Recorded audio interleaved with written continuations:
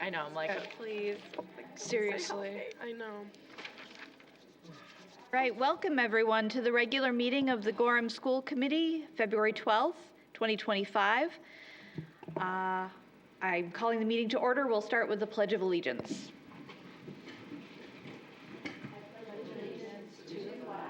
Of the United States of America, and to the republic for which it stands, one nation, under God, indivisible, with liberty and justice for all.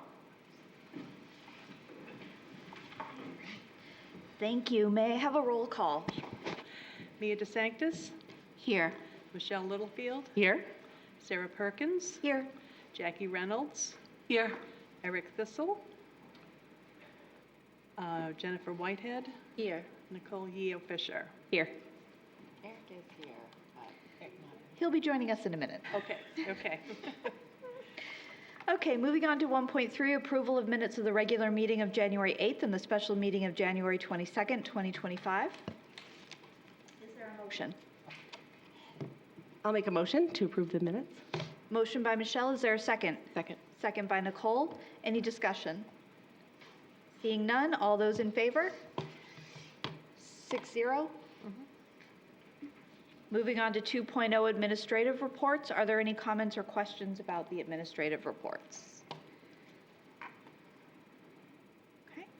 I will just say that one in particular stuck out to me, the adult education report. The vibrancy and how much stuff is going on over there is amazing. Hundreds of Gorham residents are taking advantage of those services, and I really encourage people to check out all that they offer if you haven't already. Moving on to 2.2, program review, Gorham High School Bee Club presentation. Assistant Superintendent Donahue, do you want to introduce it, or should I just throw it right over to Principal Jandra? All right. Hi, everybody. It's such a pleasure to be here tonight. It's great to see some new members of the school committee, especially I want to point out Lola Vance, who is a sophomore at Gorham High School, who's joining Amelia as a partner in crime, student rep on the school committee. So we're very proud to see two students now representing the voices of GHS students on the school committee.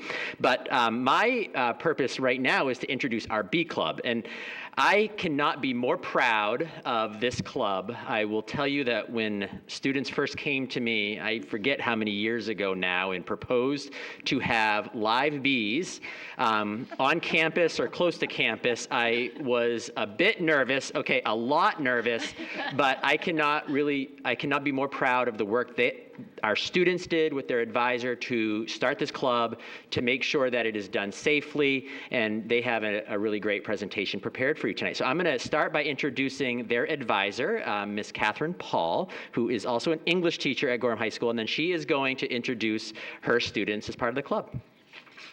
Stand with me. I might get nervous. All right. Hello. Thanks for having us. I'm Catherine Paul. Like Mr. Jandro said, I'm also an English teacher at the high school, and I am proud to be the advisor of Bee Club for the past, it's 6 years. I'm pretty sure we've been going for 6 years. I'm a hobby farmer. I live in Gorham. I've been a beekeeper for about 10 years. I learned what I know from a little bit of YouTube, but also the cooperative extension classes and some mentors here in the community the bee community is amazing. So we work with some mentors now, and I learned from mentors in the community. I've been advising the club since Brooke Phillips decided that she wanted to bring the club to the high school, and her brother is here, Dylan, who also followed in her footsteps and became a leader of the club, who's an alumni, so he's come back to support us. I wanted to say a couple of things before the kids do most of the talking. It's a super active club, so what we're going to do tonight is tell you some of our goals that we've set 6 years ago, but also what we do and some accomplishments that we do throughout the year. The kids are amazing. We have tons of members showing up every other week for our meetings, and the things that we do regularly connects to things like physics, history, literature, math, biology, climate change, nutrition. It goes on and on. So I'm even learning the extent that beekeeping is connected to education every time we meet.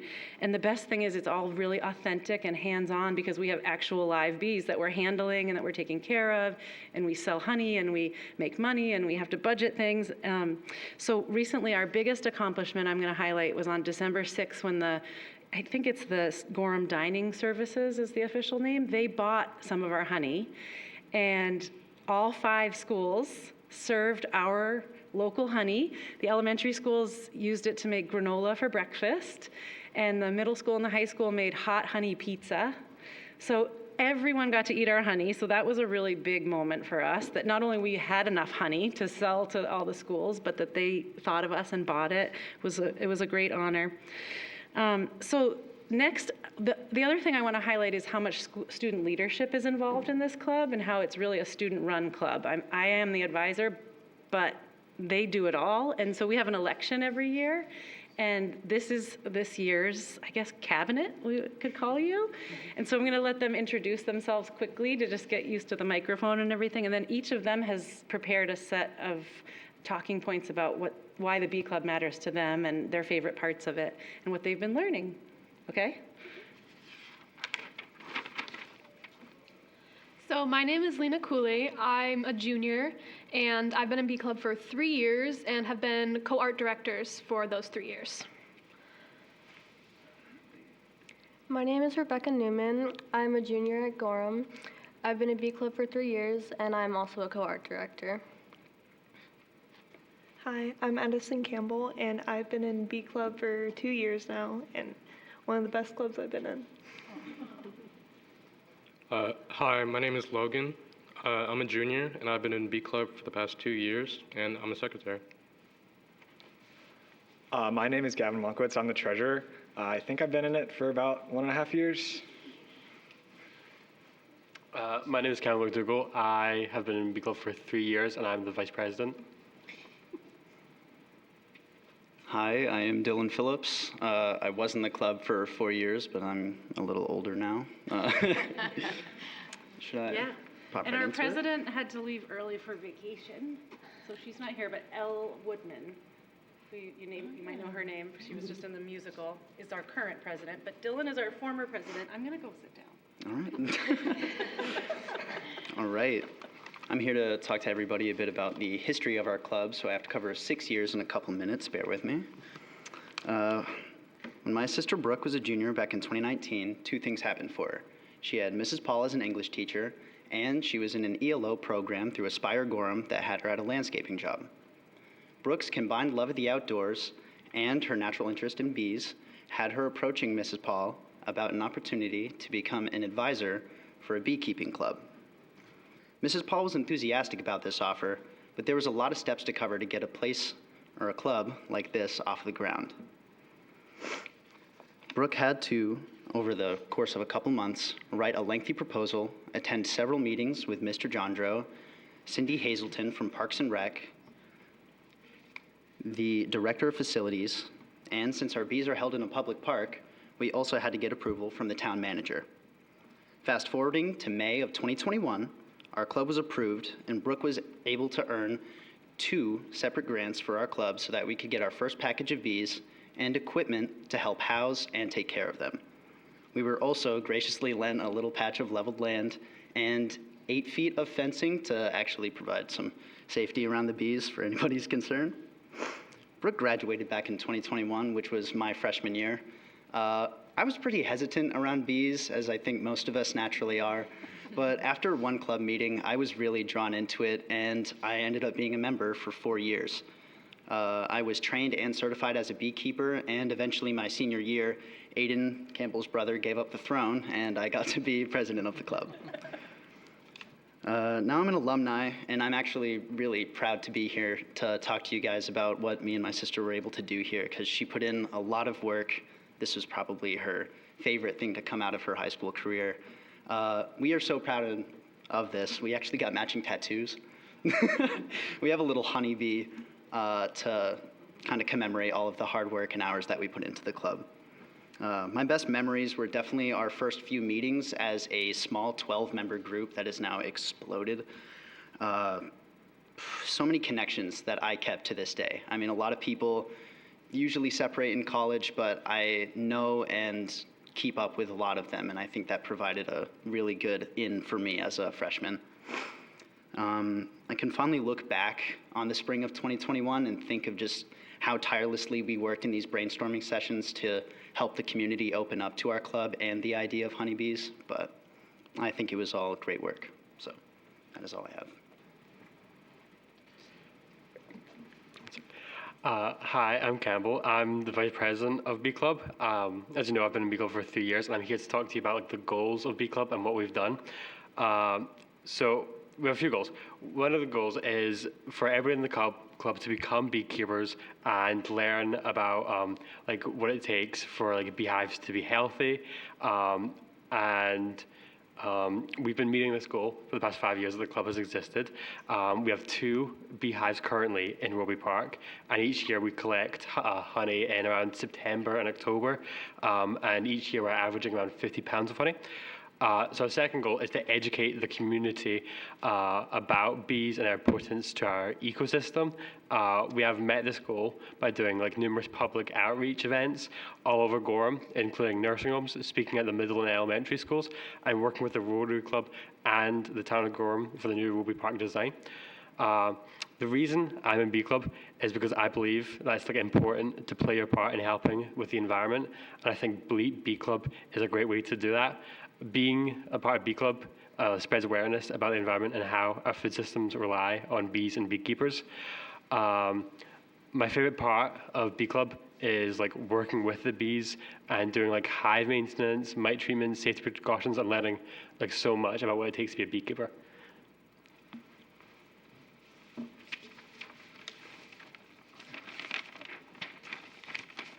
Hi, I'm Gavin. I'm the treasurer. As you know, I've been in the club for about 2 years. My role as a treasurer is basically to keep track of sales and keep track of our balance. Right now, currently, our balance is about $1,300, and recently we did a recent honey selling thing, and we made almost $500 from that, which I'm pretty proud of. But our hives this past year, and from September and October, we made 70 pounds of honey this year. And we kind of used all the money, not all the money, but we used our money that we had to buy glass jars and honey, and also snacks for our members. This year, we're also planning to use the money that we made to visit the Booth Bay Botanical Gardens in the spring to see their gardens and their bee display as like a field trip. My role during the honey process, or the honey making process when we were making it, it was kind of all over the place. I was jarring, I was keeping track of how much honey we made, and I was keeping track of like we were making spreadsheets to sell honey during lunches. And one of my favorite aspects of our club is how close to the community we are. It's kind of part of why I stay in the club, and not only that is like it's how social we kind of are. I really love this how like kind everyone is, and it's really nice to be in this club. One of my like most fond memories, around March of last year, we were making chapstick, or not chapstick. We were making lip balm from our honey, and that was kind of one of the first times I had a real hands-on experience with the Bee Club, and that's one of the first things that kind of made me like, oh, I kind of like this.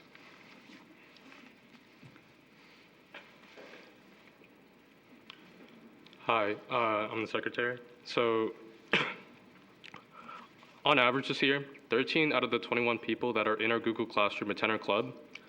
A solid majority of attendees are juniors and freshmen. The reason why I enjoy this club a lot is because I get to work on something new every time I come to Bee Club.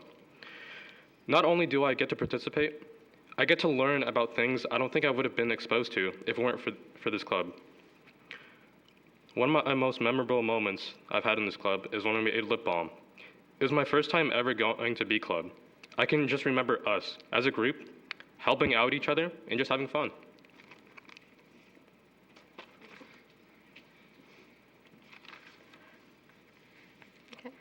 I'm Rebecca, And I'm Lena. and we're the art directors.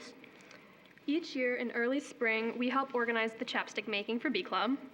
We use beeswax we collect from our hives. If we have lots, we like to share it from the school by selling it alongside the honey. This is a very fun and very popular among Bee Club members, and it is a lot of fun to host. We also host an annual art contest around the same time of year where any media bee art can be submitted for a chance to win various prizes. This contest has a high school bracket and a middle school bracket of first through third place winners. Including the middle school is a fun way to advertise our club to the middle school and introduce them to just one of the many opportunities our club has to express creativity. And this is something we both really enjoy organizing and marketing. Bee Club also has their own bulletin board. Each year we come up with new creative designs and have the club meeting dedicated to working together to redecorate it, often with an uplifting quote to motivate students. This is a fun way to start off the year and get into the spirit. Some of my favorite memories of Bee Club are collabing on this bulletin board. Me and Rebecca put a lot of effort and thought into a cute motivational design that everyone in the club can help make. We divvy out tasks, collect supplies, and it's a very lively and fun activity. And some of my favorite memories from Bee Club is the chapstick making activity that we have each year and jarring the honey from our hives. I have a picture of your bulletin board. Sorry. There it is.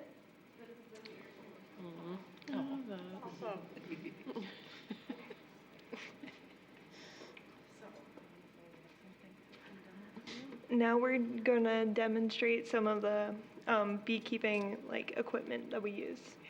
Guys want to grab something? And then the art directors have a present for you, because we heard it was School Committee Appreciation Month last month.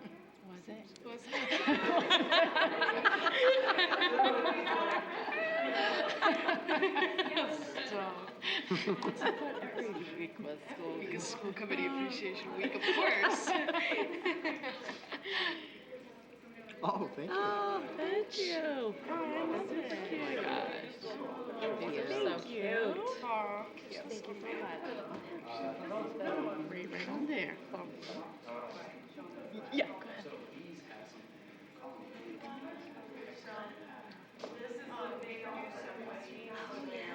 Okay.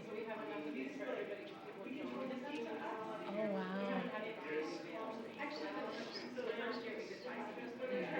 Oh, I see.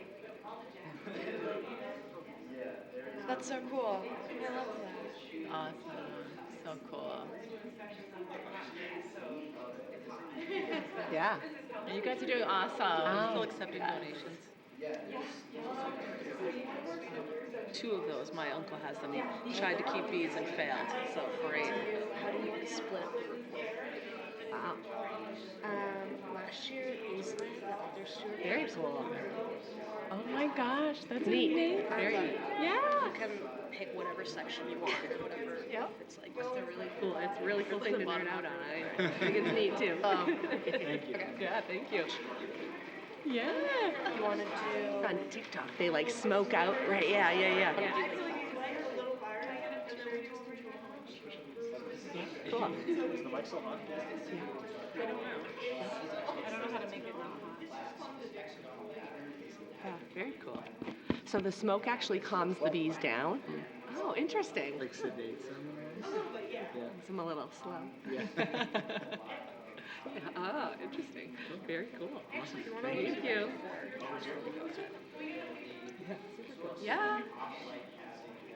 Of course.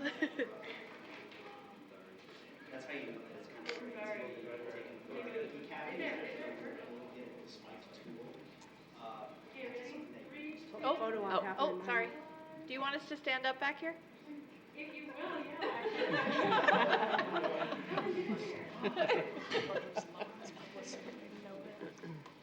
Okay, 3, 2, 1, Bee Club. Thanks for having me. Yeah, thank you. Yeah. You can rewrite anything that you want. Feel free. I know. So Yeah. are there any No, were you questions gonna- for the Bee Club? Jen? That's okay. Before you guys run, I think they may have questions for you. Can we ask you a few questions? Where do we buy the honey? Yes. Yes, we want to know. And the lip balm. Yes. Yeah. It sells out incredibly quickly. Okay. Oh. So from my experience in the selling business, very quick, very quick. You think 70 pounds of honey would last quicker? It's about a week and we're completely dried out. We need a waiting list. 2 days, 2 days. As soon as we open up sales at lunches. That was the 70 pounds? It's pretty much gone. That was 70 pounds of honey gone. So We only have 2 hives, so if we ever Yeah. have more Yeah. hives, then we'd have more honey to open it up to the rest. yeah, more capacity is definitely in order here because it's great. I think opening up sale and spreading it out to the multiple school systems, like I didn't know that whole thing happened with the lunches. That's great. But yeah, we sell at school lunches usually during our, is it A, B, and C blocks? Yeah, so Okay, I'm telling my just son you to get there in a look up for day. that. Yeah, someday when you have more inventory, we'll get added to the, Oh, yeah. the list. Go ahead, Jen. Have you guys ever had any problems with the bees having illnesses? Sometimes you hear like on the news. Yep. Actually, Yep. the first year we had a hive just completely take off. Oh, wow. And so we never figured out why it left. Might have been our management. 'Cause Yeah. Sometimes that can force them out. But we treat for mites, and we also use formic acid strips, which help build their immune system. It's like a natural cool. menthol strip that you put on there, and so things like that help prevent it. But we've had these hives that we have now, we've had for 3 years going strong. They've never died, which is unheard of for Maine beekeeping. Good care of them. And Sorry, we haven't had like the colony collapse that you might hear about. We haven't had that problem. Good. And last question, if there's one thing that you would want us to know or people out there to know about bees that maybe we don't know, would you like to share anything that you've learned or something interesting about bees that you'd like us to know? Surprisingly friendly. Yeah, for my 4 years in the club, I've always had like positive experience and a lot of fun around the bees. It's almost calming. If you just put on some music and you're out there with your fellow hive inspectors, it becomes a really nice educational experience and it's pretty pleasant. So, yeah. That made me think of another question. I'm so sorry. What kind of music do they like? Other topics. Ooh. Definitely not heavy metal. I would not recommend. I got a good one, sweet music. There you go. There you go. Sweet. Yep. Any other questions for the club? No? All right. Well, thank you so much. We are not supposed to clap unless it's for kids, so we get to clap. Thank you. Great job. So thank you so much. You are welcome to stay for the meeting. You do not have to stay for the meeting. Feel free to head out. Thank you so much. All right, moving on to 2.3 program review, Gorham High School Alternative Education Program. Principal Chandra, are you introduced? No? All right, go ahead. Good evening, everyone. For the new members, my name is Christina Schiffelli. I'm one of the assistant principals at the high school. And I first want to say thank you for the opportunity to celebrate the group that just left and to celebrate some of our other programs here at the high school. It's a good night for us tonight to celebrate the high school. Brian is letting me have the opportunity tonight to introduce our alternative ed program because for the new members, I was one of the members of the committee that really worked to get to a place where we could have an opportunity for an alternative ed program again at the high school. I would say 4 years ago, lost the program, and in the last 3 years, we really started collecting data and came to a place of recognition that we had students in our school that we needed to provide more opportunities for learning in a different way. So last year we worked really hard to get to the place of introducing a program again. And so our vision is awesome to be able to see it come to fruition. Our vision started with the idea of 2 teachers and an ed tech to support them, and that's who we have with us tonight. We do have a couple other teachers that support them, and they'll talk a little bit about what that looks like. But without further ado, I don't want to steal any of their thunder this evening. We have Russell Morse, who's the ed tech in the program. Nikki Volleson is one of the teachers, and so is Eric Klein. So here they are. Good evening. My name is Russell Moores. I'm the ed tech with the program. I came to I came to Gorham by ways of Lake Region Vocational Center, where I taught construction for 12 years, and I am the proud father of 2 twin girls that are juniors at the high school.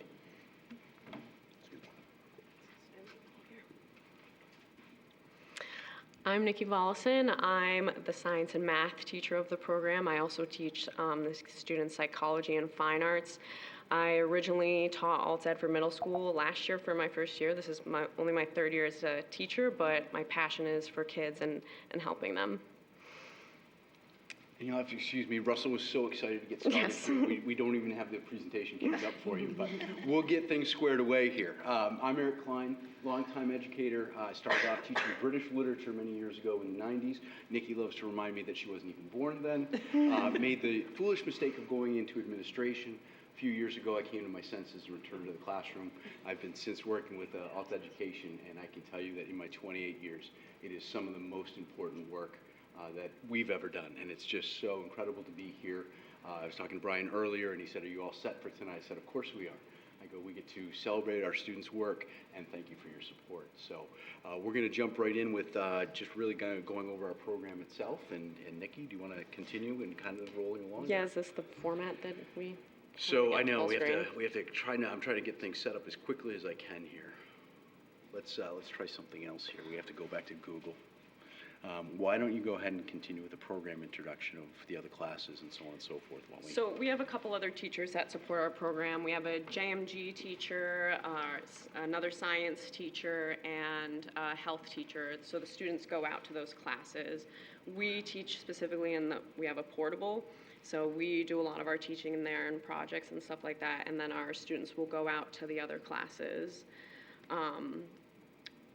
Eric is responsible for ELA, humanities portion. Like I said, I do fine arts with them. We'll get into that a little bit more detail. And what else? I need my slides. Here they go. There it is. There we go. We're all set. You should be able to do a presenter. Okay. And she's also here for the technological help. Set up. There you go. And there it is. Okay. We're rolling. All right. Now. Thank you. Now we're ready. So these are our goals: to support alternative learners, to ensure they graduate, prepare students for life after high school, and create connections for students amongst each other. So the ways that we do this are providing real-world skills and practical experience. So this is a lot of hands-on learning, projects. We personalize learning and support, so we have really small class sizes. When we give assignments, we ask the students what they're interested in, how they want to show what they've learned, and we provide a lot of extra time to support them.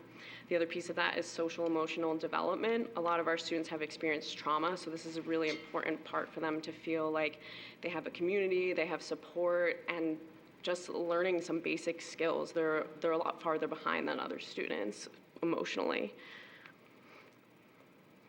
All right.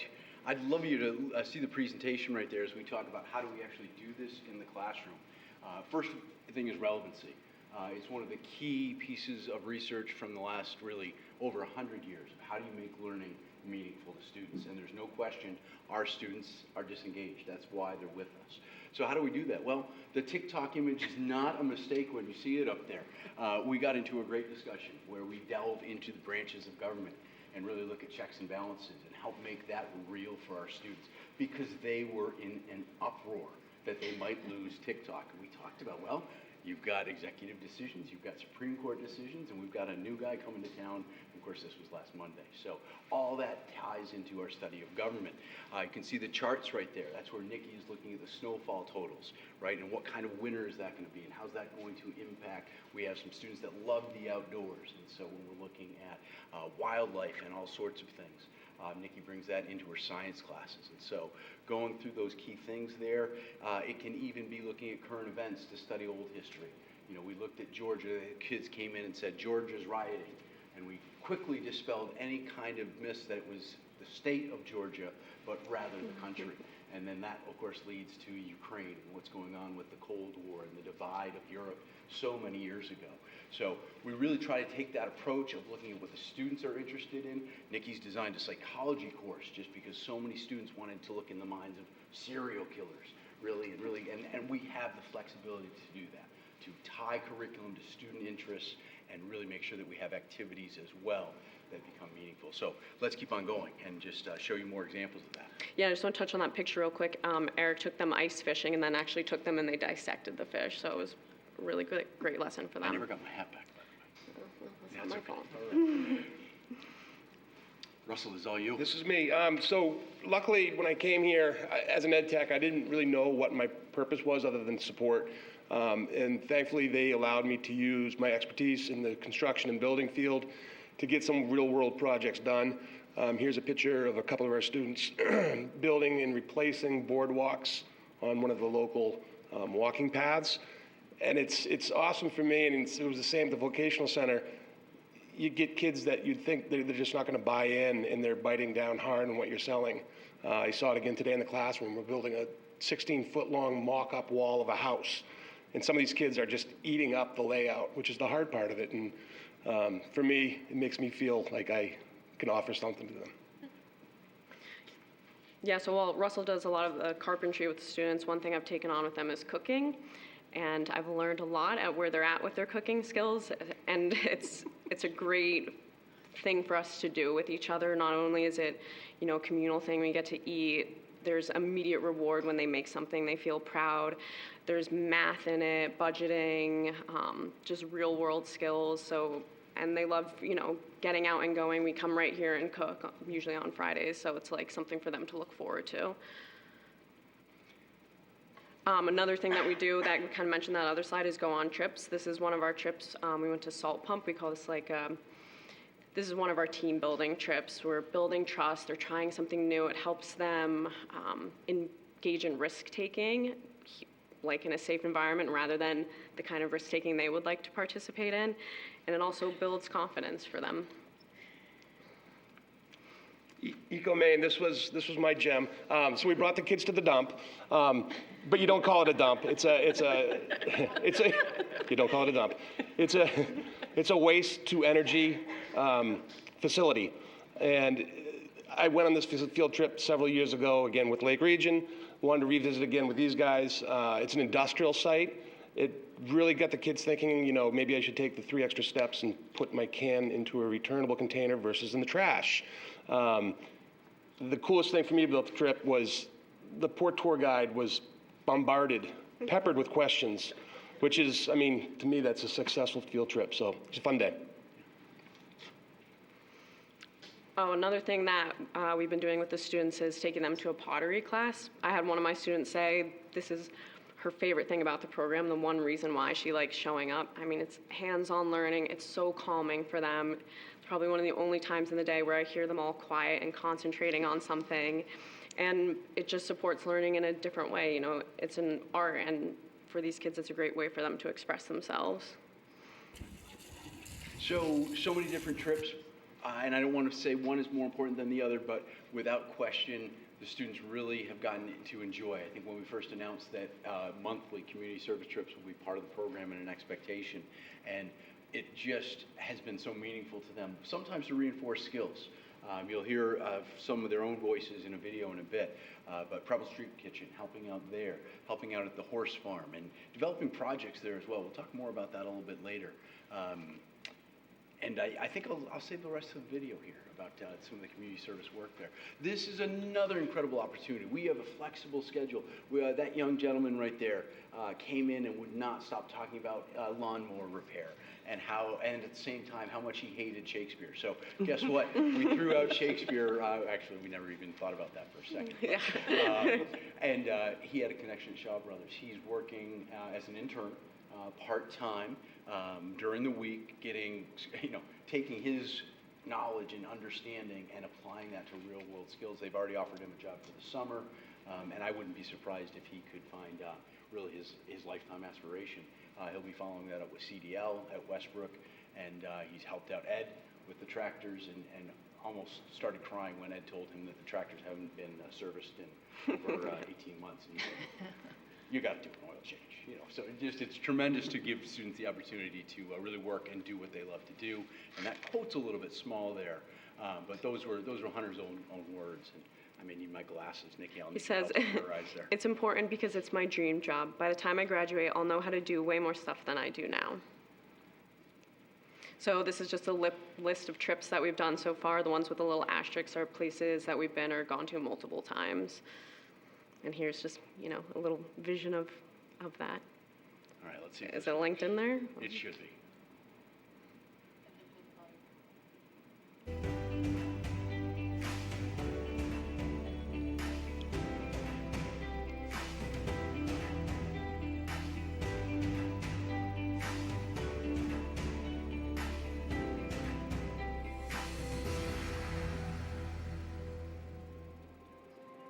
In 8th grade, actually, Miss Whitaker was talking about making a program here, and I was really excited and I really wanted to be in it, but there wasn't one last year. And last year I really struggled with attendance and grades and all that stuff and skipping class, and now it's a lot easier because I come to school with people that I know. First off, I love the All Ed program. I think that it is needed throughout the entirety of our school system and school districts because not everybody learns the same. I like Alt Ed because there's a difference between just people handing you work and telling you to do it versus what you guys do is help us with it and guide us through it. I remember being in regular school and it's hard because you have to juggle 8 different classes. Racing in a bunch of information at once because some students can learn like that, but others can't. When you sit me in front of a teacher who's just talking to me throughout the entire day, telling us what to write down, I get lost because I can't write fast enough. I can't even listen. When I'm trying to focus on one word to write down, they've already spelled out 6 other words, it feels like. I had teachers like that last year. And I failed all of my classes. None was not good. I'm very glad I'm here now. My teachers in Alt Ed, we talk through it. We learn what the assignment's about, why we need to learn, and how to learn it. The alternative ed program kind of teaches you more how to get a job, how to actually live inside of the outside world. And I feel so much more capable mentally than I did before, and physically I just feel better. I feel happier. I feel less sad than I used to. The best part of the Links program is going on the trips because it's fun and it's a break from school while you're still learning. At the horse farm, that helps teach us, to work. We would clean the bowls, we would help load crates off into the barns. Go into Roby Gym and cooking. I find that really helpful because very soon inside of our lives, when we graduate high school, we won't have people to cook for us and we'll have to know all that stuff by ourselves. Well, I've learned how to cut vegetables and food from the soup kitchen, which has helped me at my house cook food for my siblings so much better. The woodwork, it's really fun. I actually like it. It looks hard at first, but it's really not. In building, we learn our measurements and geometry. So we're building a 8-foot by 4-foot workbench for our class. And we also built the microwave stand, and we made garden beds too. We did pottery, and we learned how to do art on the wheel, making it with your hands, and it was really fun. Definitely also going to village school, helping out the kids there. And also for me, I used to go to that school, so I just find it very helpful, and I wish that they did that for me when I was in that school. I truly believe that the Alt Ed community is needed. The Links program, I think the field trips for kids help us get into the real world, and I think without the Alt Ed program, a lot of kids will start doing worse in school, and that can always affect their at-home life. The program supported me by telling me to actually go to class sometimes when I didn't want to, rather than just letting me skip. And also just having a community that you can actually be with for the entire day, and actually trust that community instead of 20 random students each class. You know that there's people around you that can help you rather than being nervous to ask people because you don't really know them. It's easier to make friends in that class, like Connor said too, because it's not just a bunch of random people that you're with for only 80 minutes a day. Being in a smaller community is better because you're together more and it's like kind of like a family. My teachers just, they stick with our group and they're able to help us grow as people, and I think they truly care about our personal lives.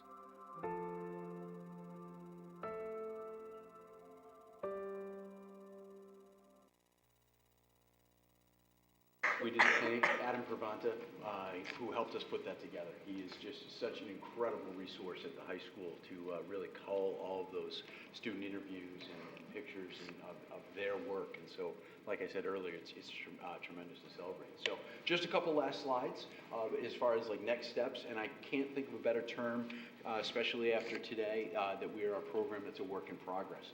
And that's a wonderful thing. So let me just give you a couple examples. We had the opportunity today during the early release to get together as an entire district team and start sharing ideas. And all of a sudden, some of the elementary folks were like, you know what? Our gardens need some work. And Russell and I are like jumping at the bit, like, yes, we can do that. And Heather's like, okay, we're going to sand and gravel. I can get in touch with Mr. Curtis and you can get the stuff there. And even just this evening, a community member came up to us and let us know that, hey, there's this great repurposing of Legos project, right? So those are the kind of things that our students just absolutely love to do, because it gives them a sense of responsibility and they're learning real-world skills. The Gorham Trails has reached out to us, and we're looking at providing picnic benches now. So Russell went and got this phenomenal donation from one of the nearby lumber companies. And just as another example, the horse farm, right? Our kids are hauling goods from one 18-wheeler to the next, unloading one, and there's no gangplank between. So our students are like, hey, what if we built this and created some sort of way to make it so you don't have to drop it to the ground and yard it back up and so on and so forth. So we're pretty excited about some of the projects that are ahead of us. Without question, when we look ahead to next steps, we would love to be able to expand the program to 11th and 12th graders, right? It's so important for students, especially after working with Heather's program, to come and have a solid foundation with us when they arrive to the high school, but it can't just be a 2-year thing. So there's no question that we definitely are looking for adding math support to that at the high school. It's a different animal than the middle school, where you really need specialized folks that can come in and offer that kind of instruction. So that's a key piece to make that happen. Expanding ELOs. We're looking at so many more opportunities where we can get kids into the workforce earlier and doing what they love to do. And then, man, this guy is just sometimes out of control. That workbench is in the middle of my English classroom. Yeah. So the sawdust is all over, but that's incredibly awesome. Just where we can help out local businesses as well, and people with whatever their needs are. And of course, just Catherine Paul has been tremendous as far as just helping us. How can we really build interdisciplinary projects to continue to move forward? All right, I know everyone loves statistics, and so, we just wanted to show you, it's only been 6 months or so, but what you're seeing there, and we have more of this data available for you for your review, of course. What you're seeing there Excuse me, would be... I'm so sorry to interrupt. They're just asking if you could move closer to the microphone because the recording is not catching your... This is a veteran move by me. I know. Notice I wasn't in any of those pictures either. Yeah, they're giving me a hard time. All right, my apologies for that. So just an explanation of what this demographic is right here. You're looking at our current sophomore class, and any of the black bars indicate essentially for one semester the number of missed days.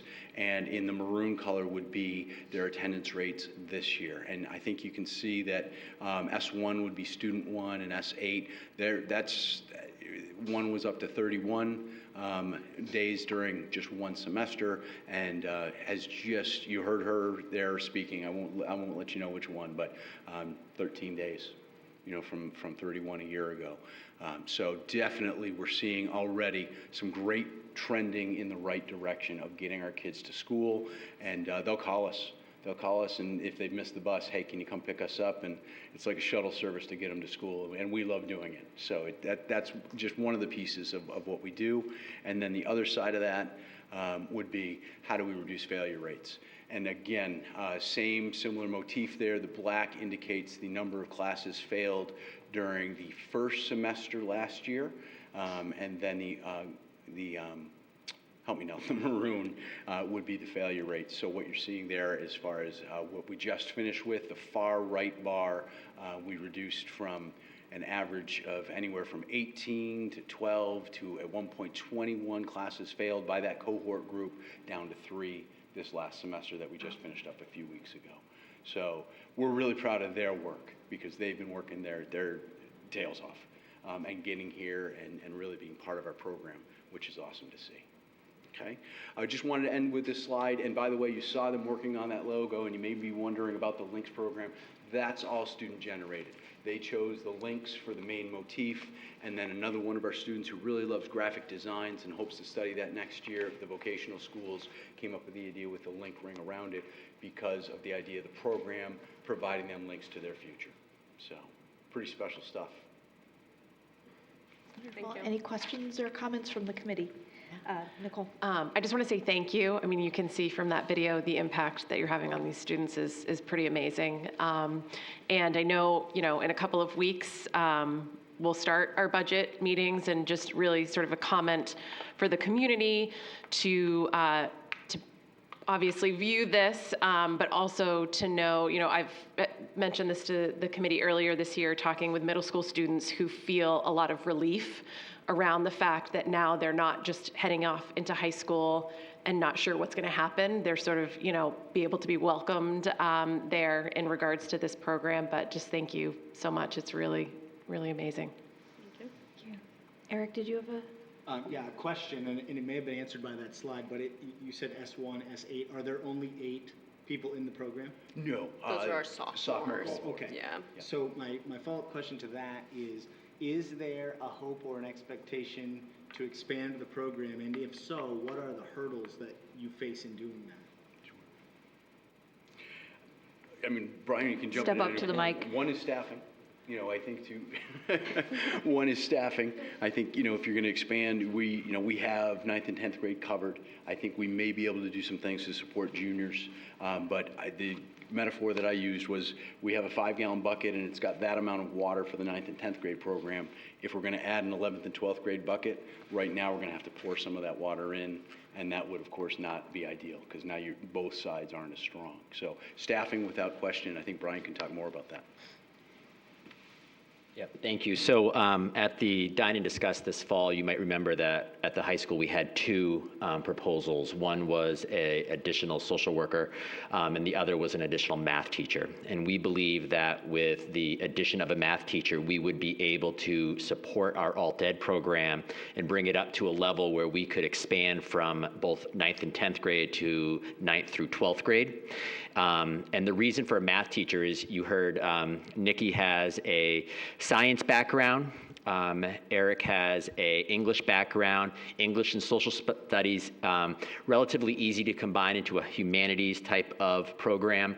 Math is a little harder to do when you get into the higher level math classes that we are expected to teach at the high school level. So we would also be able to bring our intervention lab. I think if you look K-8, we have some very robust intervention labs. And at the high school, we have been doing the best we can with 1 teacher and an ed tech. If we had a math teacher, we could both bring our alt ed program up to full capacity, and we could bring our intervention lab up. And I just would highlight the fact, I think you were thanking our teachers for the impact that they've had, and they've done amazing work.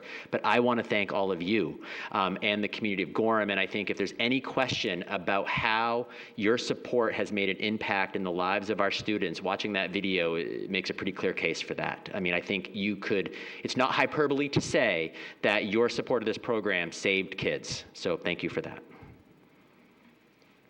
Eric, follow-up? Sorry. On that particular point, one of the challenges that we always hear about is funding. Yeah.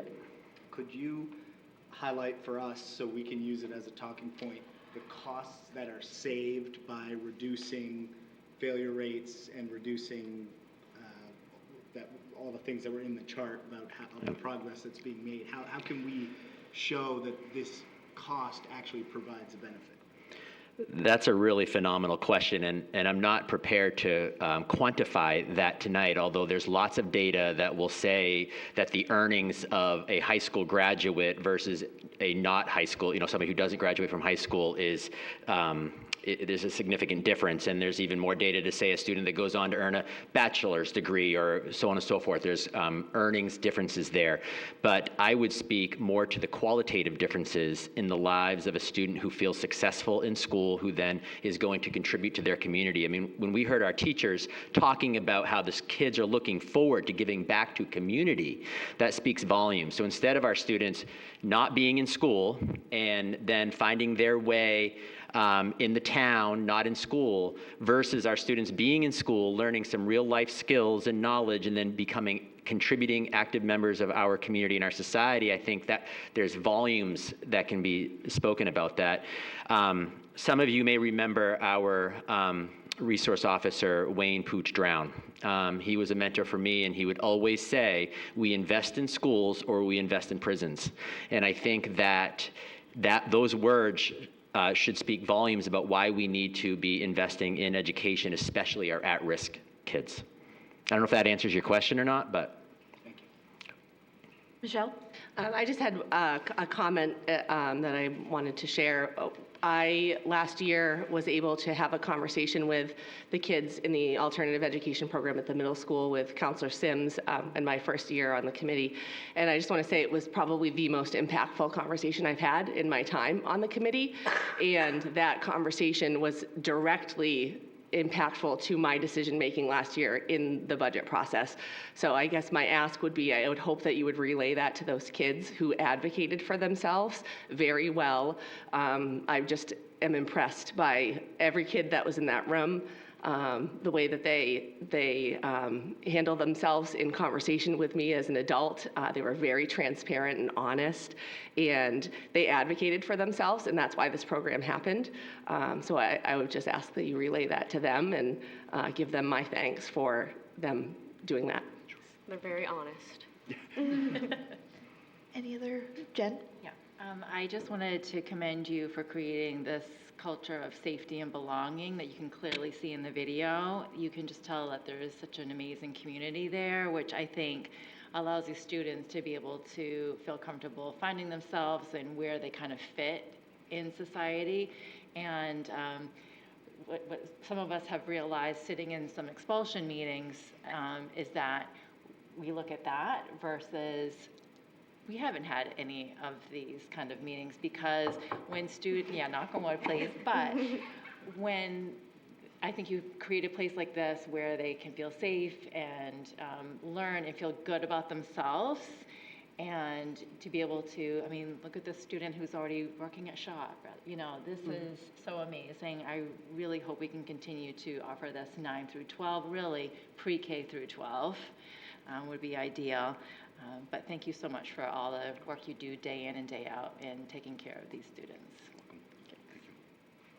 Any other questions or comments from the committee? One more down here. Hi.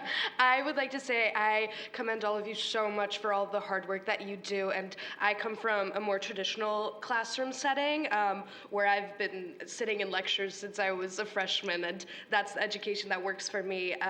But seeing this different lens that you guys take on these students is so amazing, and I'm so glad that our school district has the ability and the resources to provide students with an alternative education.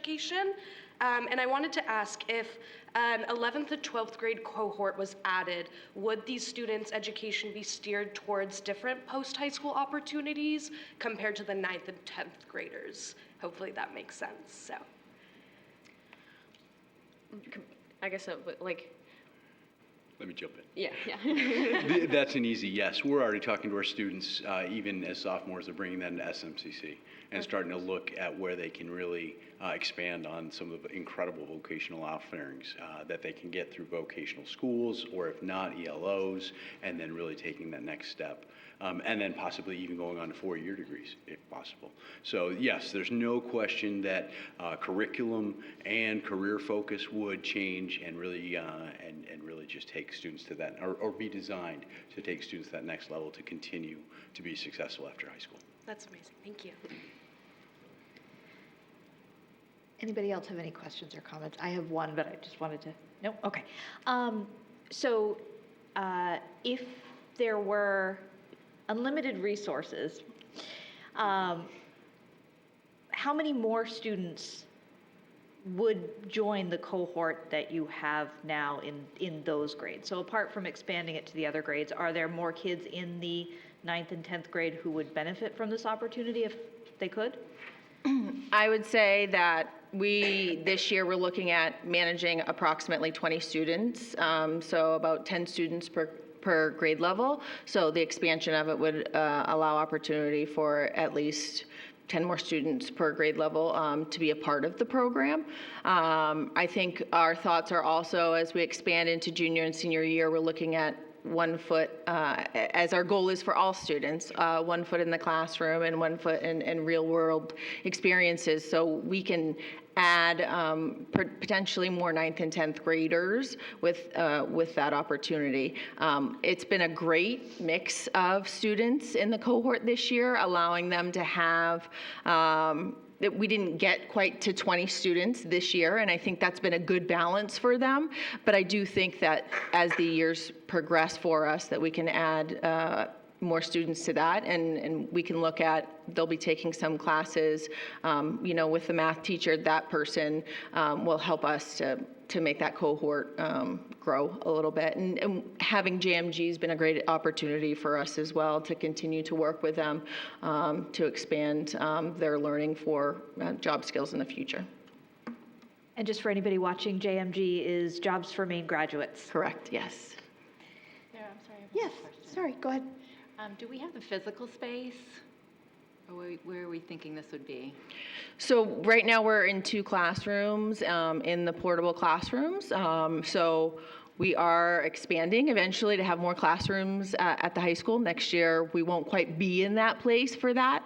But the year after that, the hope is that we have some more of those rooms ready to go.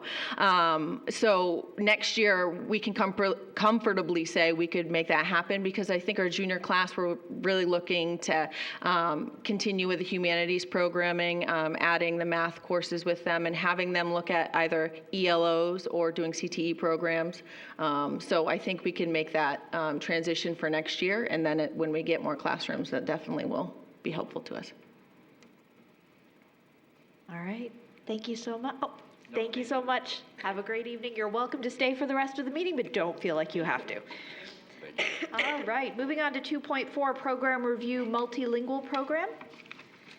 Sure, so we're welcoming our multilingual teachers, Miss Erica Woods, Ms. Minshur Jashari, and Ms. Heather Alden. We really appreciate you being here to give us the update on the multilingual program.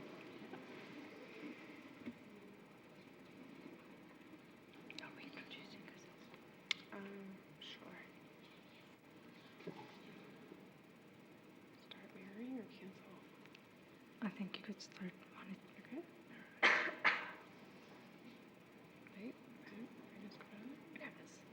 All right. Hello, my name is Erica Woods. I am a K-5 multilingual learner specialist.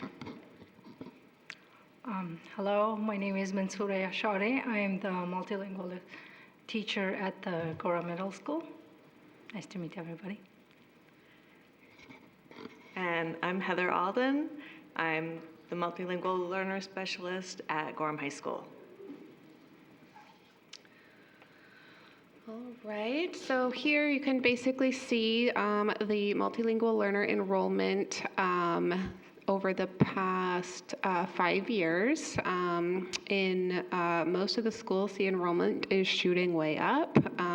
Some of the schools, it's going down, and but the totals really are a lot higher. I think when I added it up together, it's approximately 120 students currently. And last year we were at about 100, and that was the first time we broke 100. So the enrollments have been moving upward. I just wanted to add that these are not really to scale, but you can see that, I mean, we just added 2 more to the middle school line today, and in the situation at the high school, you can see the numbers have jumped. It's gone up quite a bit just this past year. All right. Did you want to say anything about that? No. Okay. All right. And so we have gotten a new position over the past year, and the impact has been tremendous. I used to split myself between 2 of the elementary schools and 1 of the middle schools, and every time I was in any building, I felt like a very, very, very part-time worker who doesn't really know anyone. And, I always wanted to make sure I really had my badge showing so that all the staff knew that, I had a good reason to be in the building, because a lot of them didn't know me because I was in so many different buildings. And when we are more centralized, we can just see the impact so much more clearly. And Sherry's been a phenomenal addition to our team. We were so impressed with her when we interviewed her. And the middle schoolers have a full-time person, and there's 39 students enrolled at the middle school right now, so they really desperately needed a full-time person, and so we are so fortunate to have an additional person.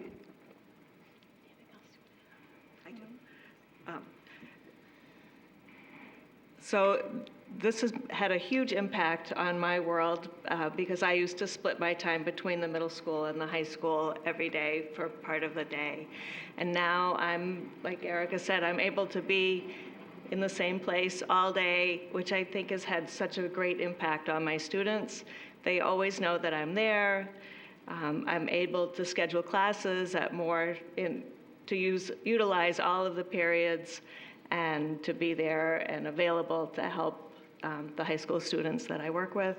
One of the other things that I've been able to do this year is to co-teach an algebra class for 9th graders. So I work planning with the Algebra 1 teacher, and we have, out of 20 students, 9 of them are multilingual. And she and I plan every class period. She does the math, and I support the language, because math has a lot of vocabulary. And if you can imagine students who have been living with interrupted or limited formal education in the past, it's a big leap to jump into high school algebra.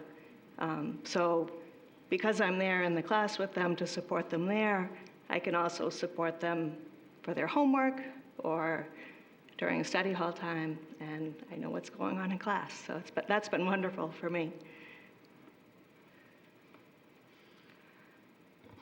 As for me, I didn't really know what the experience was for Erica and Heather, but I can say since I enrolled, since I started working for Gorham School District, I can say that the students are very motivated to come to English classes, and I can see some of the students that really started with very limited English language skills. At the beginning of the school year, most of my classes were using Google Translate. I was speaking English, and all of my students were using Google Translate in 5 different languages. But now they are not only limited using Google Translate, but they are also speaking English much more confidently, and they are doing different projects. We just finished writing their books about different authors and different topics. And one of the students recently just told me that how she felt that at the beginning it was so difficult for her to speak but now she can confidently talk to her new friends. In addition to this, I'm helping students to join after-school programs and some of the other programs that they didn't have that much opportunity to be part of. So, yeah.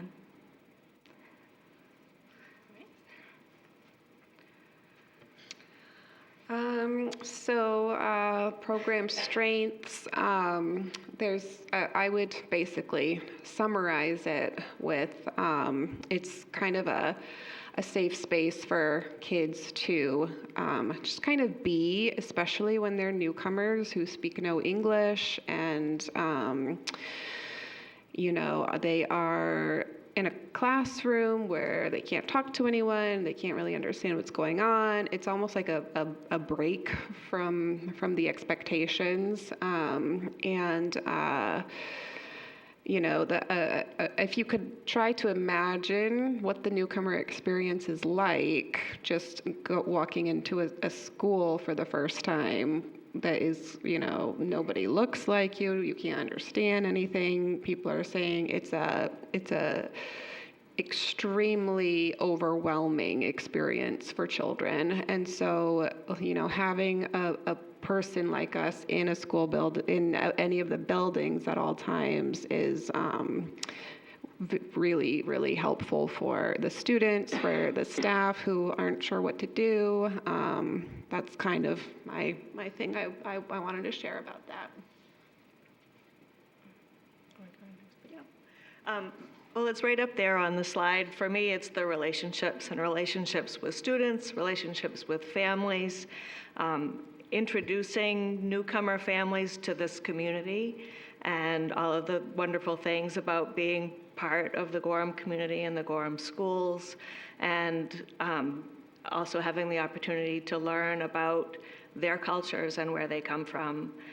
It's just, for me, that's the height. That's why I love to come to work every day.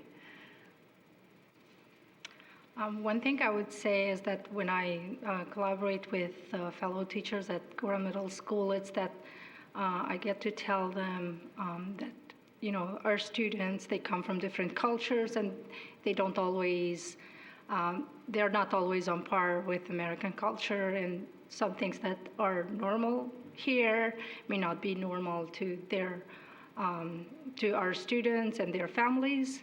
So it might be, there are chances that might be like lack of communication. So as I come from a different culture, I can share my experiences here in America, and I guess I can give my input to how it feels to be in a different culture, so I can share my voice for my students.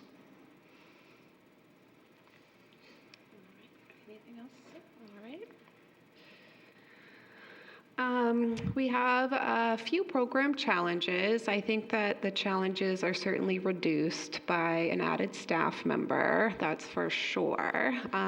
One of the challenges is that there's a significant need for the rest of the staff to have a better understanding of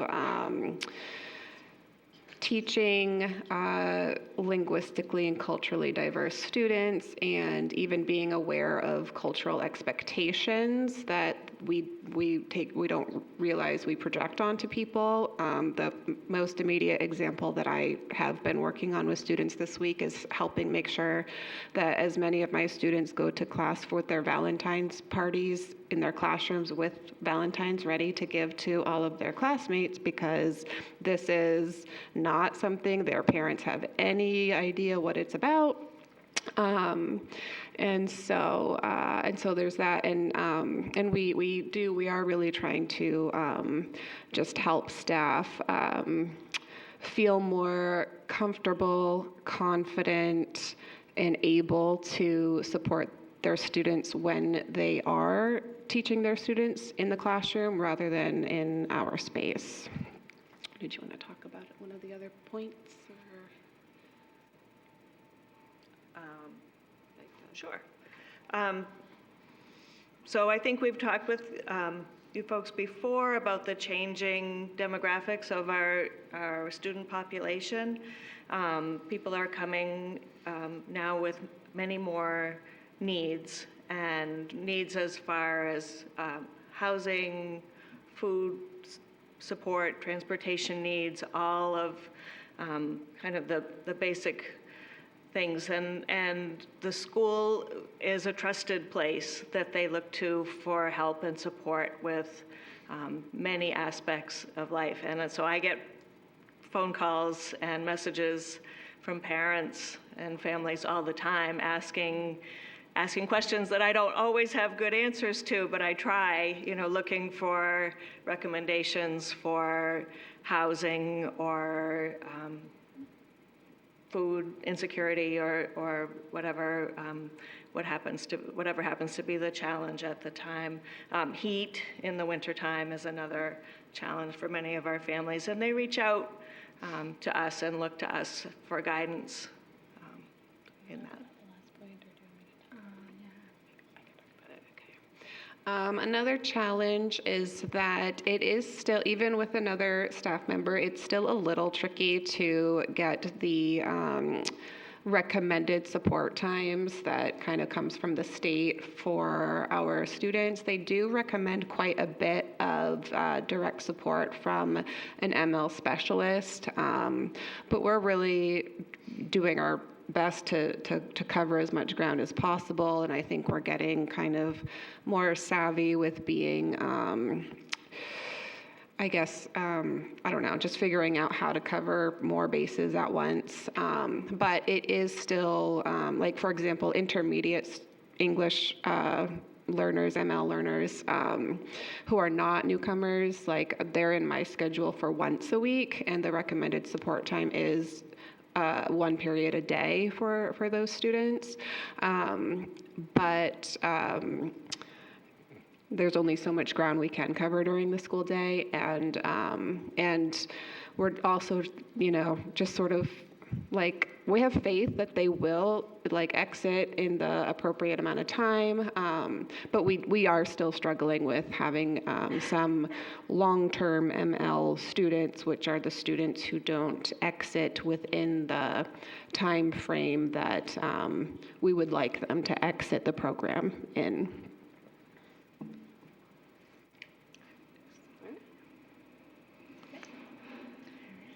Thank you. Any questions or comments from the committee? Michelle? I just have a question about, I think it's more pertinent to the elementary. So I noticed on the, when you had the enrollment numbers, Narragansett seemed to be quite a bit higher. And I was curious if there's been thought about having our elementary ML students at one location versus spread out. Like, would that be better or detrimental to their experience? So we've thought about that a lot, and we talk about the pros and cons of it. And I think that there's some legislation against it. That's my understanding, that children are entitled to go to their neighborhood schools. And it would be really convenient schedule-wise and service times-wise to at least have newcomers housed in one school. The thing that doesn't feel good about that is that if they're not, once they sort of lose that sort of newcomer status and then they're plopped somewhere else, that's not the best feeling when, we've worked so hard to get them acclimated somewhere. So, I mean, I wouldn't be opposed to it, but I think it might be hard to get there. So, yeah. Yes. I just wondered how many different native languages are present among our students. I wouldn't know an answer off the top of my head. I would estimate 25, maybe. Yeah. Okay. Thank you. We've had an explosion of Portuguese and Spanish. We haven't had a large Spanish-speaking population, but this year we've had quite a few, so it's been fun. Yeah. I'm trying to find. You don't happen to remember in what month you presented to us last year, do you? I think it was December. Was it fall? Okay. I would highly recommend finding that in our packets because they did an excellent job of covering really the evolving needs and circumstances of our multilingual learners, as well as the number of languages spoken and sort of a lot of the challenges that then led us to add that position. I think it was mid-year last year, or March, yeah. Yeah, we got the position in March. Yeah. So I would definitely encourage anybody to look for that because it really was an excellent overview. Any other questions or comments? I have something. Oh, sure. I always wonder what, I have two kids, one who's in 6th grade at the middle school and one who's in 3rd grade, and I always wonder what might be helpful for students in the classroom to help support these students as well. And I know, having that education and help and support for the teacher is important, but I'm also wondering, what can we be doing at home to kind of help support them? I know this might be, it's a bigger question here that I'm not expecting answers necessarily today, but like what else can we also be doing maybe as a community to help support these families as well, and maybe finding a way to put that out to folks is always something I'm asking myself.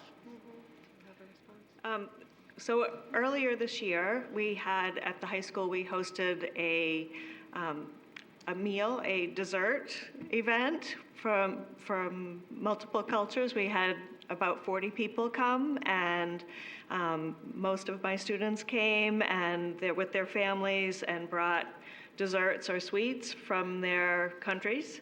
And we got a lot of really positive feedback. And those events are open to the entire Gorham community, and we're hoping to do one this spring that is bigger than just dessert. The kids would like, and the parents would like to do a dinner. So I think that would be a really great place to start, is to bring your kids and try some foods from different places and listen to some different languages and meet some new people. Excellent. Thank you. Thank you. Any other questions or comments? Seeing none, thank you so much. We so appreciate it. You're welcome to stay for the rest of the meeting, but please don't feel like you have to. Thank you. Thank you. Okay, moving on to 3.0 communications, 3.1 public comment. Is there any member of the public wishing to make comment? Oh, okay, hang on, I have to read my thing. Okay, during the public comment period, in order to allow the school committee to complete the business of the committee outlined on the agenda, an individual will be limited to no more than 3 minutes per comment. The public will be limited to 1 comment per person per meeting. Okay, hello. Hi, my name is Janet Cush, and I live on Narragansett Street. And I just wanted to go on the record as to suggest that possibly when we get our school committee reports to the town council, that at the end of that report, we might get the dates and locations of that month's regular meeting and workshop meeting, that it would just be an extra place.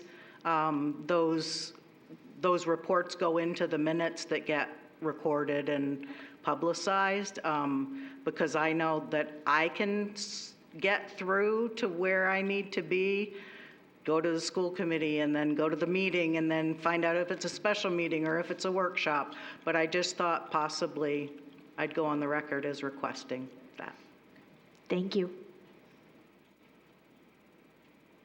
Is there any other member of the public wishing to make comment? Wow, we're on a roll. Good evening, Kelly DeVoe, 5 Herrick Road. I just wanted to take a minute, welcome to our new committee member, Ms. Reynolds. Welcome, you are serving with a great group of human beings who have the best interests of our students at heart, and you picked a heck of a time to join a committee. Good luck with your budget process, folks. I just wanted to take 1 minute and say thank you to the high school staff and also to the police department, who held very recently a school safety meeting at the high school to review basically our safety protocols that are in place and that are used to make sure that our kids are safe. It was an excellent presentation. Unfortunately, we only had 7 parents in total who did attend, but it was an outstanding presentation, and it was very clear the level of professionalism and collaboration between the staff and the police department. It was incredibly informative. One of the key takeaways as well is what we can be doing as community members to proactively prevent some of these things that we know might be happening. And there was a very large focus on technology use by our youth. And there is a group that has formed here in Gorham that is looking at smart technology use by our children. And for those of us who have younger ones who maybe have not made that grave mistake of giving them that phone, I encourage you to work with the Alliance. They are doing an upcoming meeting, I believe, at Narragansett. I don't know the date, and I'm sorry, but maybe somebody up there can look it up and say it. But I really encourage parents to be a part of the solution and also attend these things if you can, because the information is invaluable. And I know that every parent that was there walked away feeling that our kids, they felt a little bit better about the safety and the protocols that are in place, and know that they're doing a great job keeping our kids safe day to day. So thank you. Michelle, did you I'll just jump in with a date. It looks like that's on February 13th at Narragansett. Yes, so tomorrow, 6 o'clock. Be there, be square. All right. Is there any other member of the public wishing to make comment? Seeing none, we will move along to 3.2, student school committee members, and a formal welcome to Lola. Thank you so much for joining us. And feel free to ask questions along the way, anything you'd like. So go ahead. Hi, everybody. So January and February are very long months, but as always, we're very busy at the high school. Starting off in mid-January, our students took midterm exams, and we are now in the 2nd semester of the school year with February break coming up next week, which we're all very excited about that. And the Student Council organized a Spirit Week and pep rally following the midterm exam week to celebrate our success, of course. And then our district celebrated School Counselor Appreciation Week last week, and a big thank you to our school counselors for all their endless support. The GHS musical, Little Shop of Horrors, had 2 very wonderful show weekends, and our GHS students have so much talent, and if you went out to see the show, you will able to vouch for me that each and every actor shines so bright on stage and that these productions are so amazing. And as for our athletes, our regular season for winter sports has ended, and our teams will be moving on to compete in championship games and meets, so best of luck to all our winter athletes. And then February 10th and 11th, GHS held a Career X Day in World Language Arts, music classes. Students got to interactively explore various career paths related to culinary arts, performing arts, and more. February 14th was National SRO Appreciation Day. Thank you to our district SROs for ensuring student and faculty safety across the Gorham schools. GHS One Act Play will be opening February 28th. Make sure to come support GHS actors, another exciting production. And a big congratulations to Abigail McCrillis for moving on to the main state finals competition of Poetry Out Loud. Thank you. Thank you. Any questions from the committee or comments? Nope. Great job. Thank you so much. Okay, moving on to 3.3, Superintendent Report. Yes, and Superintendent Perry is actually home sick, hoping not to spread any germs to anyone here right before vacation time. So I have her report, and I'm just going to read her report to you all. So the first is regarding an update regarding the Maine Department of Education and some statewide information. Recent federal executive orders have caused some confusion among families. I shared the following information with the public under Nicole's most recent school committee report to the town council, and I thought it would be worth repeating again under our report. Executive orders regarding removing sanctuary status will not change our daily practices in the Gorham schools. We'll continue to focus on student safety and work with all law enforcement agencies within the letter of the law. Executive order regarding indoctrination in schools. Although this order has significant impacts at federal levels, the state of Maine's Human Rights Act specifically states that gender identity is a protected class under our discrimination laws. While what all this really means for schools is still very much up in the air, know that our schools will continue to focus on making sure every child feels welcome and loved in our schools regardless of who they are. Executive order regarding federal funding freeze. This has been rescinded, but even if it hadn't been, it would not have impacted us this fiscal year.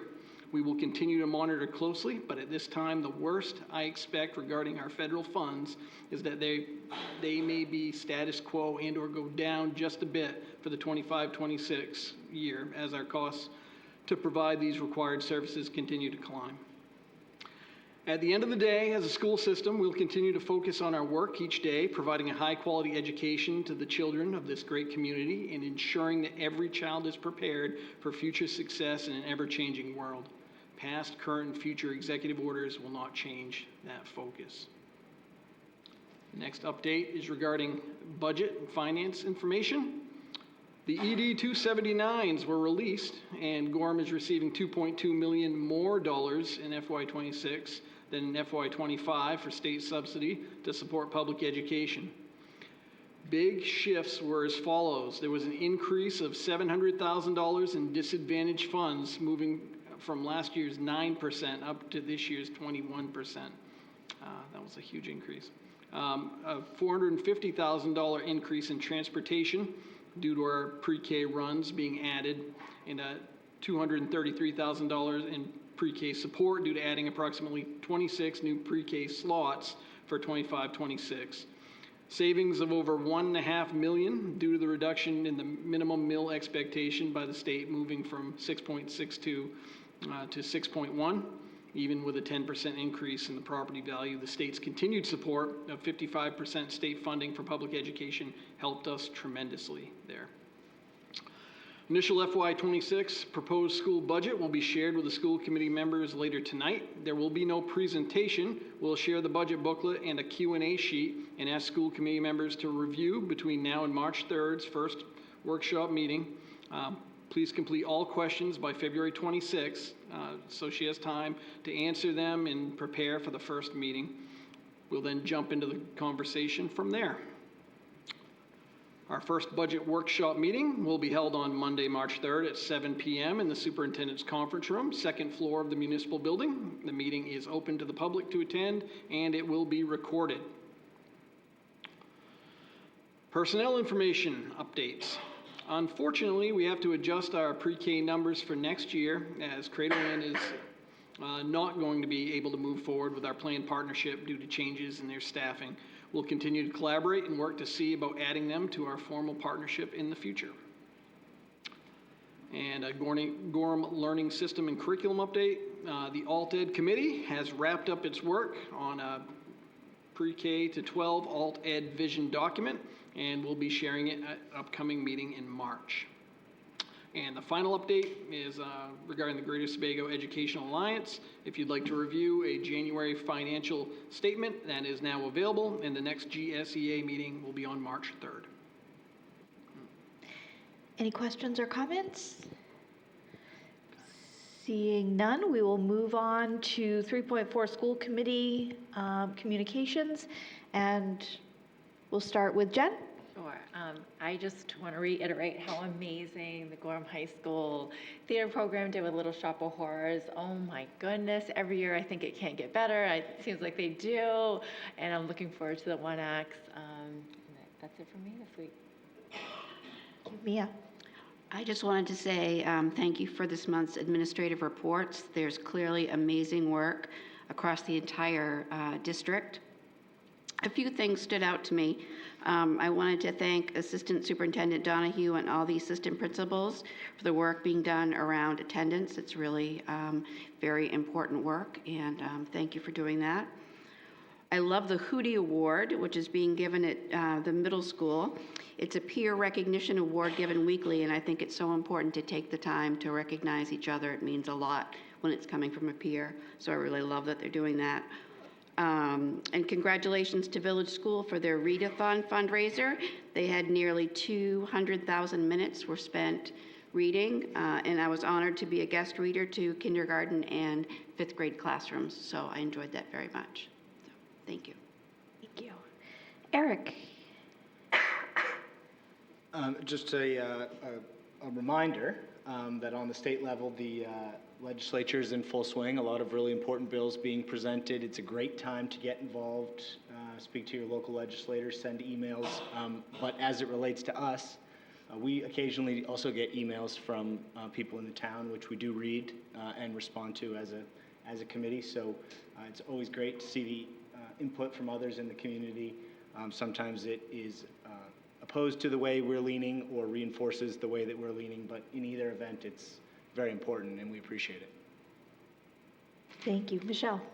I just have a couple of things. I wanted to extend a thank you to Village School for inviting me to read at this day we did the Circle Up book. It was so much fun. Those kids are great. I also wanted to say thank you to the town for organizing the workshop last night on tax increment financing, which was incredibly interesting. Nicole and I were able to sit and listen, and it's just really refreshing to be having these conversations with our counselors and town staff and having collaboration around budget topics. So that feels really good, and just an appreciation to our town manager for coordinating that. And then lastly, just a plea, I guess, personal plea from myself to the community around a budget. Just a reminder that our workshops are starting. Those are open to the public to attend. And I think that it's not a secret to anyone that this is probably going to be a difficult budget year. And we, as always, will do our best, but we can only do what the 7 of us can do without input from the community. And so you saw tonight 2 presentations that were a direct result of funding choices that we made last year. And I'm incredibly proud that we made those choices. We will not know where the community wants us to cut if we need to cut, if we don't hear from you, and if you're not participating.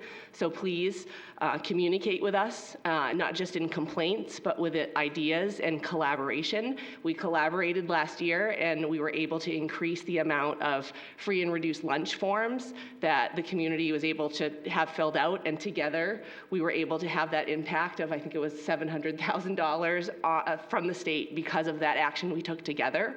So we will be more productive working together than against each other, and I would just advocate that as we go into this budget process, that we all try to do that to end up with the best outcome for this community and for our kids. Thank you. And welcome, Jackie, to your first official meeting. Anything you want to share with us? Yeah, not a lot yet, which you'll be thankful for later because brevity is not my strong suit, but it will be tonight because it's my first meeting. I want to thank all the committee members. Everyone has been so welcoming to me, and I definitely am grateful for the opportunity. I'm glad I was able to raise my hand to join this group right at the beginning of the budget process because I have school committee or school board experience from my prior district, and working on the budget and helping explain the budget to community members was probably one of my top 3 parts of being on the school board that I really, really enjoyed. So I'm hopeful to do more of that here. It's a learning curve. Some things are very much the same and some things are very different, but I do feel like with my prior experience over the next few months, I'll get up to speed and be more helpful than I just was in this. Mostly I'm just thankful to be here. Thanks. Thank you. Nicole? All right, I got a few things, so I got my list here. I'll make it as brief as possible, and I know some folks have already mentioned some things. Again, thank you to Village School for the Circle Up opportunity, and I was able to read to 3rd and 4th graders the book Walk in the Words. I was corrected a couple times because I mispronounced that, so I'll leave it to the kiddos to do that. But it's a great book with a very wonderful message. They all handed us a copy during their presentation, and it was a great opportunity. As Mia said, the readathons are really great. I know Village and Great Falls do a really great job at incentivizing those kids with some really great contests. So a lot of creativity there from the DLT and those schools. Wanting to recognize that February 5th was National Girls and Women's Sports Day, and so we were able to collaborate with USM student athletes who spoke to our 8th graders at the middle school. Also, a plug for the backpack program, so February donations. I'm going to list them off here, but there's plenty of information on the Give Grow site for the backpack program. And they are Carnation Instant Breakfasts, oatmeals, instant oatmeal, cereal bars, shake and pour, pancake mix, single-serve cereal boxes. And these items can be dropped off in the month of February at the middle school. So that's it for me. Thank you. I just want to extend a thank you to our state legislatures who just met with us prior to this meeting.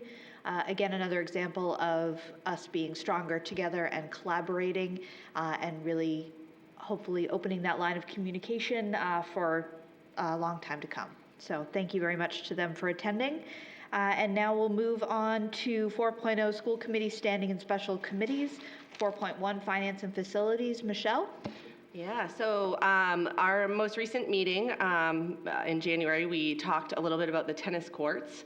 And so there's work being done there collaboratively with the town. They've been evaluating the site and coming up with plans.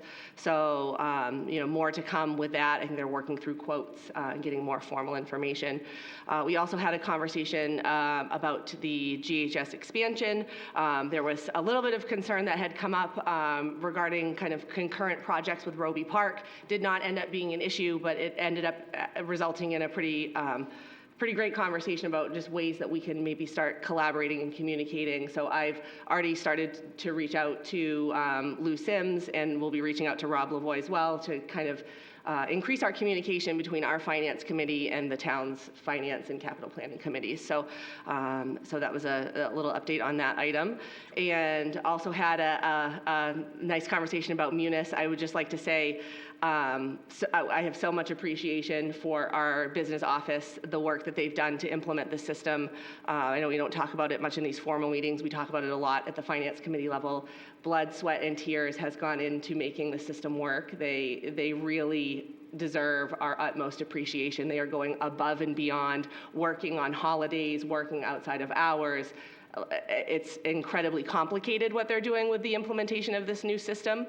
And just, incredible thanks from me, and I know from others on this committee as well that know that work is happening. So that was the bulk of our conversation, and our next meeting is scheduled for February 26th at 6 p.m., I believe.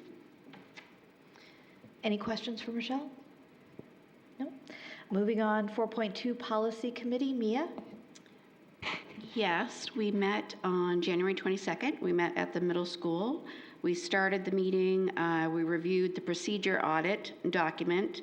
Dr. Donahue had organized and made sure that all the procedures now included in the document. Not every policy has a procedure, but we are now confident that all of the procedures we have are on the audit document.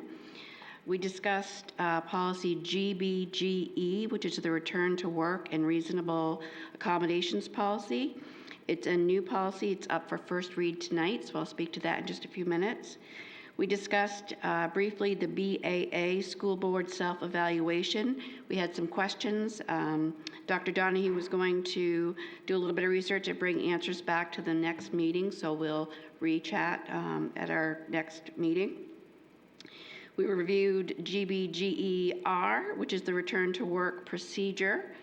We discussed how to prioritize our future focus, and we decided that we were going to continue to focus on the policies that haven't been renewed since 2006. There's a lot of J policies, which are student focused, so we're really excited to get started on those.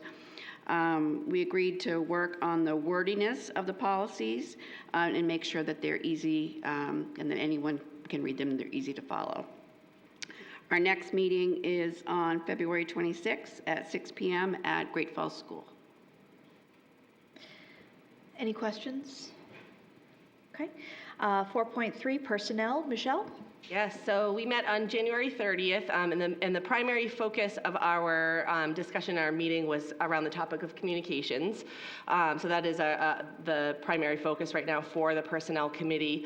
Our plan is to draft a communications plan for, to support our school committee goals of improving communications to our community.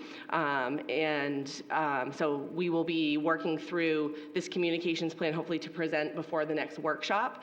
We discussed the structure of the plan. We discussed where information will be shared. We discussed what types of information will be shared, and the sustainability of maintaining a communications bulletin forward.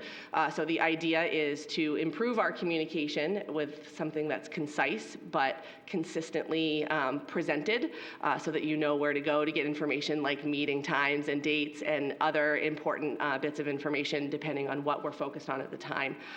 So more to come on that, and the goal will be to have the draft ready for you by toward the end of this month for the committee to review. And our next meeting date is, I think, tentatively scheduled for March 11th at 6 p.m. Any questions? Seeing none. Where am I? 4.4 vocational education, Jen. Yes, our last meeting was at PASS January 9th. And there was two things that really stood out to me at the meeting. The first was that they approved PASS and WRVC's academic credit documents, which really came out of Gorham and Principal Jandro's leadership. So we can all be very proud about that. And the other thing that was really interesting at this one is that PASS has this outdoor education and leadership program now, and this instructor, Catherine West, was awesome. But I was really impressed with the opportunities that students will have going through that. Did not realize how much of Maine's income comes from these outdoor things that people are coming to our state to do. So it was just really interesting how many different paths our students can take from this one program. All right. Oh, and the next meeting was supposed to be tomorrow morning, but it's canceled due to snow. All right. Any questions for Jen? No? Okay, seeing none, moving on to our 4.5 ad hoc committees, Gorham Teaching and Learning. Eric? Yeah, so the Teaching and Learning Committee has not met since the last meeting here, but it's focusing on measuring success, how we're, as a community and a school district, measuring success, how other school districts doing it, seeing if we can learn anything from them. So really exciting topics going on. The next meeting will be held by Zoom on the 11th of March at 3:30 p.m. Okay. Any questions? No? Okay. Anti-Racism and Equity Committee, Nicole. So at our last meeting, we were able to go over the very similar presentation that Dr. Perry did last month in regards to the Student Voice Survey. So we were able to discuss that as a group. I think some of the bigger findings that really came out around that survey were regarding bullying. So that sort of leads me into a plug for our annual Eat and Learn that will happen on March 10th at 5:30 at the high school library, where the focus this year is going to be on empathy. We're going to have some different stations. It's always usually a great event each year, so looking forward to that. That's what our community events group is doing. There's still continued work on our equity toolkit, and there still will be more discussions regarding the Student Voice Survey, climate and culture type things that will continue to be talked about throughout the year. And then our next meeting as a group is scheduled for February 27th at 5:30 at the high school library. Questions? Seeing none. Dropout Prevention Committee, Jen. Actually, me. Oh, you. Oh, That's Dropout okay. Prevention That's okay. Committee, Mia. It used to be Jen. We have not met since our last meeting. Okay. Alternative Education Vision Committee, the group held its last meeting, and the vision document will be presented to the school committee in March. Correct. All right. Fiscal Sustainability Committee, Michelle. Yeah, so we actually held our last meeting on Monday. It was another great conversation. So the Fiscal Sustainability Committee has been focused primarily around kind of two concepts of what we're trying to produce as an outcome of that committee. The first is identifying key performance indicators that can speak to the health of the financial state of our community. And so we're in the process of kind of narrowing down what those key performance indicators will be that we will put on a community dashboard, so that it would be, top of mind for all of our citizens and residents in the community to just have the information about how we're doing financially and what the outlook is forward. We also spent a considerable amount of time reviewing a lot of recommendations. So coming from that committee, ideas for things that will impact, how a number of things, how we're developing revenue streams, any ideas that we can come up with, any recommendations for ways we think we can improve. So I recommend that folks that are interested in fiscal sustainability in our financial future to watch these meetings and give input into any recommendations you may also have and what you want to see for the future of Gorham. But the next meeting is scheduled on March 10th at 6 p.m. All right, any questions for Michelle? Nope. Okay, moving on, 5.0 unfinished business, of which there is none. 6.0 new business. 6.1 action is needed on communications and reports, none that we're aware of. Moving right along, presentation of initial proposed FY26 school budget. Dr. Donahue. Sure. So Superintendent Perry has shared the school budget booklet with you all, so everyone will have access to it now. The public has access to it. Everyone is encouraged to get in and review. I believe it's 95 pages, so it's quite a document, but with all sorts of great information on it. So everybody's really encouraged to take their time and thoroughly read it and educate yourself on what's been presented. All right. No action needed there, so any questions, sorry, before I move on? Nope, all right. 6.3, review of Q&A sheet with the school committee. Yes, so there's also a link to the Q&A sheet, and essentially, after people get a chance to dig into that light reading with the budget booklet, please get in and share your questions on this Q&A sheet. There is a date of March 3rd that will be the next meeting, so make sure to get in your questions before that, and I believe the date that Superintendent Perry put down here was February 24th. So if you can get them in by then, she'll have enough time, and others will have enough time to get in and read and respond to the questions prior to that meeting. And just a reminder or information for the public, that Q&A document is also available on our website. It's a live document, so you can see, again, trying to be super transparent. We've done this for several years now, so you can see what questions we're asking, what the answers are, and just another way to follow along with our process. 6.4, review of budget workshop meetings timeline. Yes, so once again, there's another link here to that timeline. You can see all of the actions that have taken place up to this point. It brings us now to our meeting on March 3rd, being the first budget workshop. There are 4 other budget workshop meetings that are scheduled on the following weeks, March 11th, March 17th, March 24th, and March 31st. We will meet during those meetings if necessary. And those are all at 7 o'clock in the conference room upstairs, I believe. Yes. Okay. All right. Any questions about any of that? No. No. Okay. Moving on, 6.5, first reading of return to work and reasonable accommodations policy GBGE. Mia. This will be the first reading for this policy. It is a brand new policy. It was recommended by Drummond and Woodsum and reviewed by our policy committee at our last meeting. If you could just review the policy and send any comments to me before the next meeting on the 26th. Seeing no questions about that, we come to 7.0 and I will adjourn the meeting. Thank you very much.